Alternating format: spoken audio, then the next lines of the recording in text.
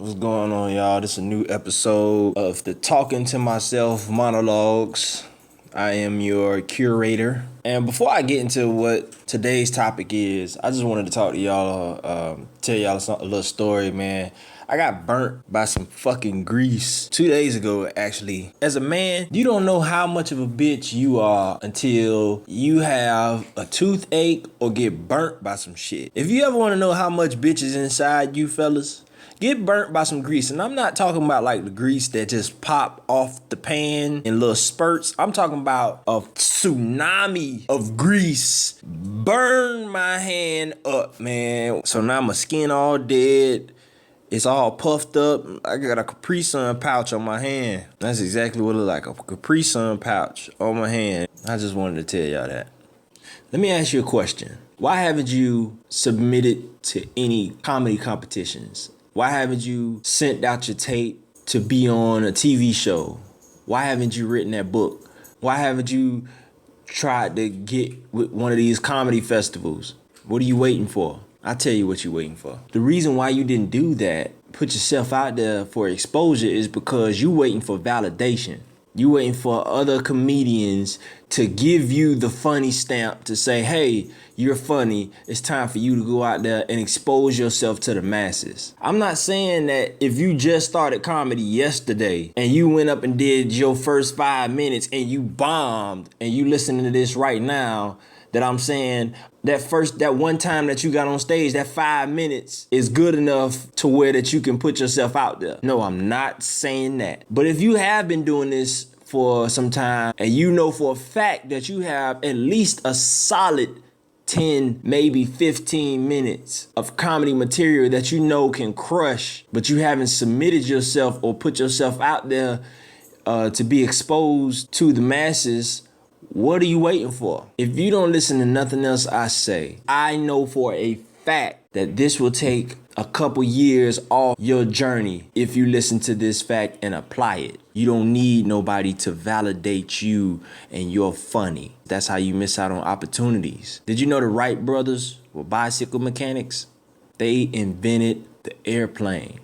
They changed the world. They didn't wait for no aeronautic specialists to come around and say, hey, you guys look like the type of people that could make an airplane. You should do it. They said, no, we got this idea in mind. We want to put it out there and we're going to make it happen no matter what. You got to look at it the same way with your comedy career. What difference does it make what other comedians think about you? Who cares if they don't think you're funny?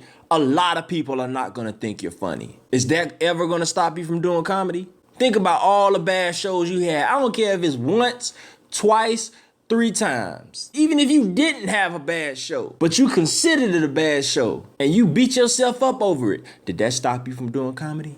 Fuck no. So then why are you waiting for another person to validate your career? At the end of the day, this is yours. You chose to get into comedy. Other people may have influenced you to get on stage, but if you never took that step to get on stage, you wouldn't be there. So at the end of the day, you have to be responsible for your comedy career. Why haven't you made that podcast yet?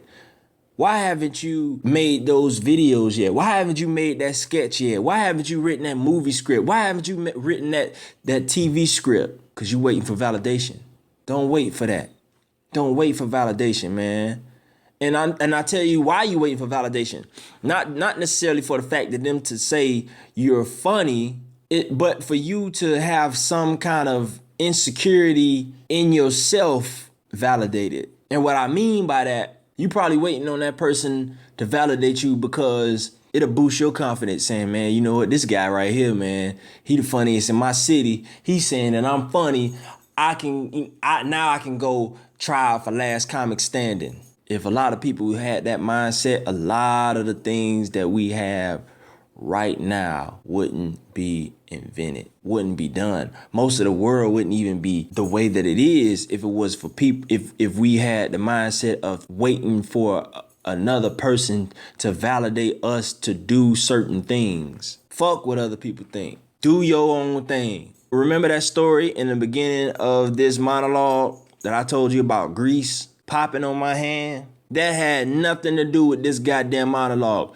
But do you think I gave a fuck about what y'all think? 0 fucks was given in the telling of that goddamn story, because I wasn't trying to tell a story for you. I was trying to tell a story to make a point. Because at the end of the day, when it's all said and done, they don't have to look at themselves in the mirror like I do and ask myself, did I accomplish everything I wanted to accomplish today? Did I go out and give it everything I had today to my craft? Did I take a step forward to making my comedy dreams become a reality? They don't have to do that for me.